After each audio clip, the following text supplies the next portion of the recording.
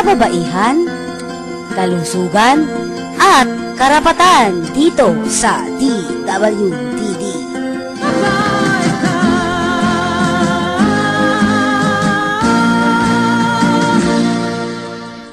Okay, isang magandang araw po sa inyong lahat. Ito po ang inyong lingkod si Cory at ang aking partner si Ate Fe. Magandang araw sa iyo, Ate Fe. Ay, naku, ewan ko sa iyo. Naku, Ate Fe na naman tawag mo sa akin. Well, nung nakaraan, nakapag-usapan natin yung tungkol sa pagiging isang responsableng pagkamagulang.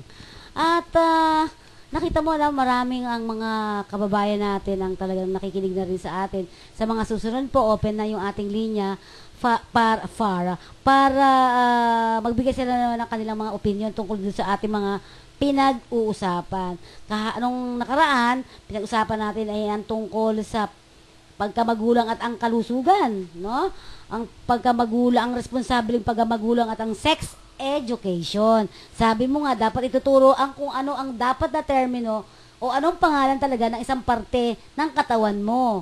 Pag sinabi mo, yun na nga yun, di ba? Pero medyo may mga ilan din na tumututol dun sa mga terms na dapat natin gamitin.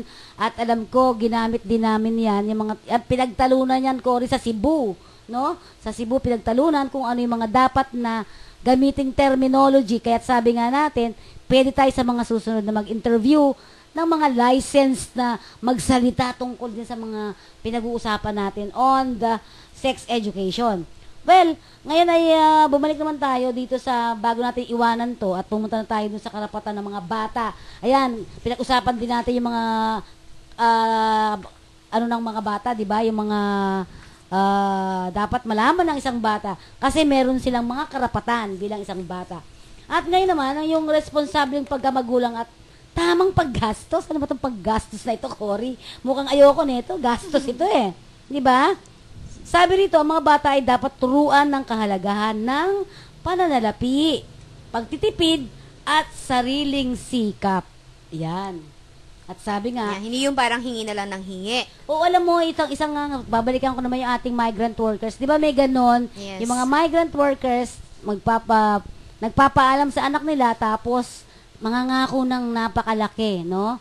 At parang, kaya ako lalabas kasi...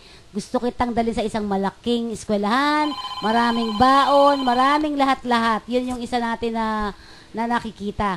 So, for that, sinasabi nga natin na dapat ay matuto at malaman dapat ang mga bata na sila ay kabahagi sa gastos ng pamilya.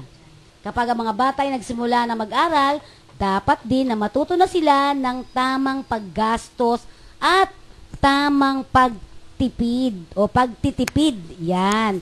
So, dapat pala, kasama rin sila. Hindi ikaw lang namumroblema sa pera. Oh, yes. Yun yung sinasabing pagtuturo sa kanila ng sense of responsibility when it comes to financial, workout. Lahat ng kung walang panggastos, paano yun? Yeah. Actually, totoo yan, Ate Pe, kasi ako sa mga anak ko, nung malilit sila, talagang hindi ko sila sananay ng isang bagay na alam kong hindi ko kaya. Halimbawa, syempre, hindi ko nagugutom, magmimerienda, pero in a very simple snack, hindi ko sila sinasanay na, kasi kung ang budget mo is hanggang dito lang, ipauna mo sa anak mo na, anak, hanggang dito lang ako. Pero, kumbaga, ipapakain mo naman, alam mo, mabubusog din sila. Nutritious, hindi yung, kasi ngayon, nakikita ko, Ate Pa, yung mga anak yung mga nanay na mismo ang nagtuturo ng kalayawan. Ibig sabihin, from a simple pandesal, pwede mo naman lagyan mo ng butter, o kaya mag-fried ka ng egg para mas marami makakain. Sabihin, tatanong sana, gusto mo ba ng Jollibee? Gusto mo ba anak ng McDo? Yan, ini-introduce talaga diba? Yan ng mga nanay. Kasi hindi tama talaga. Yun eh. Oo nga. So yan, yung mga bata huwag kayo masyadong magastos. Aside from junk food. Sa hirap ngayon ng buhay. Syempre, of course, ang junk food ay hindi talaga yun maganda sa bata. Pero, yun nga sinasabi, ang mga bata rin naman partner ay may mga karapatan. Yes. Oo, yan. Kaya, pwede rin naman silang mag-iit ng kanilang karapatan. But don't spoil them. Oo. Kasi sinasaad ng family code at saka yung youth welfare code na ang mga karapatan ng mga bata ay dapat igalang at kilalanin ng mga magulang din. Yan. So, tayo pong mga magulang, kung may mali po tayo talaga, dapat ay itama natin yun. At i-accept ang tawag doon. Tanggapin mo na mali ka. Baka kunyari, Yes. sinabihan ka ng anak mo, naku naman, mami, mali yan. Eh, baka magalit ka naman, batukan mo na lang yan, di ba? Yung mga ganon. So, lahat ng bata ay may karapatan sa pagiging isang anak, Pilipino, sa kasarian, pangkalagayang sosyal, pananampalataya, kalagayang politikal, at iba pang mga bagay na may kahulugan sa kanyang pagiging isang bata.